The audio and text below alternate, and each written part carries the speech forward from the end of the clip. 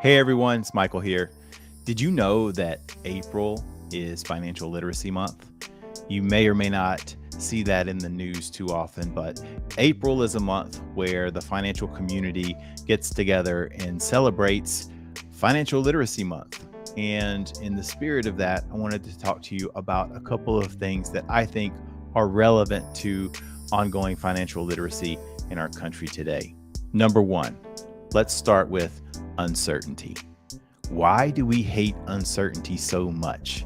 Well, for one, we as human beings are wired to crave stability, certainty.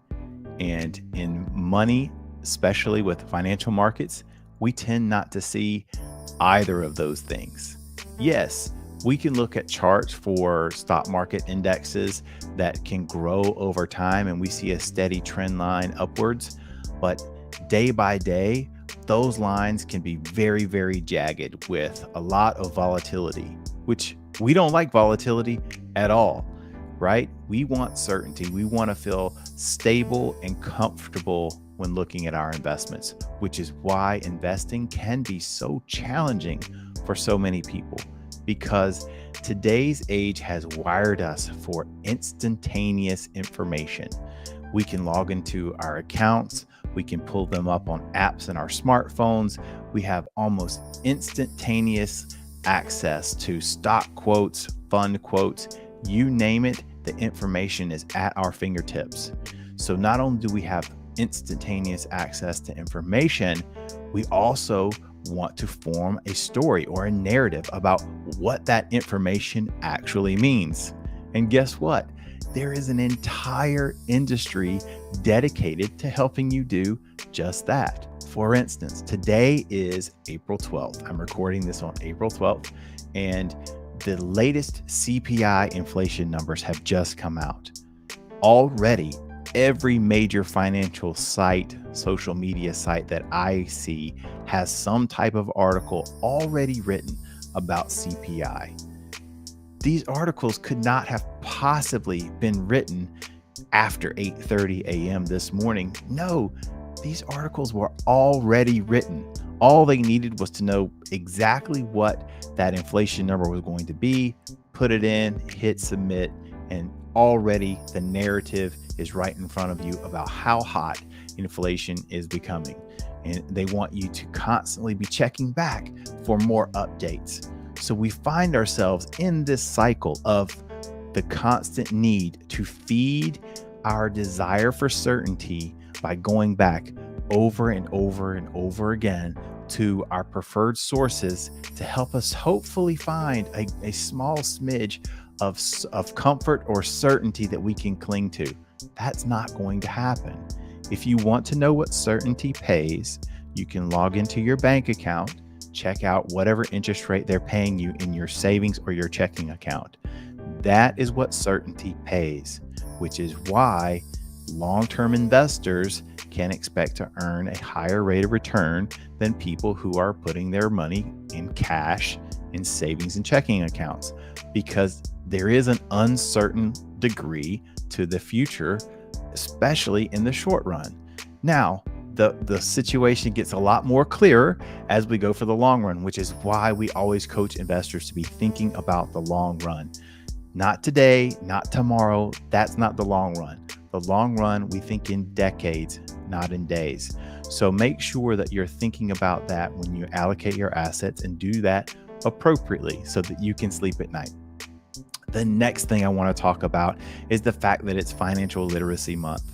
We talked about this on the podcast, but recently the state of Florida passed a bill into a law where high schoolers are now going to have some core financial literacy teaching before they can graduate. And I cannot stress this enough for parents of small children, parents of middle schoolers, parents of teenagers. Talk to your kids about money. Don't make them share your financial burdens, but talk to them about money. Ask them questions. Get them to share what their thoughts are about money, how things work.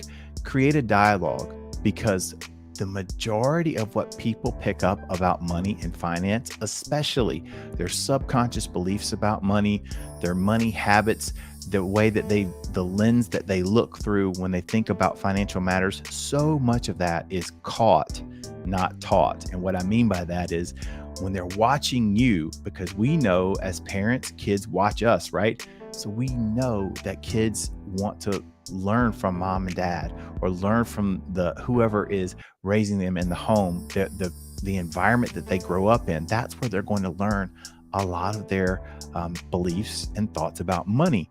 So don't hide from that. Have a conversation. Share with them about things that they may have questions about. You may never know what's going on in the inside of your kid's mind unless you ask.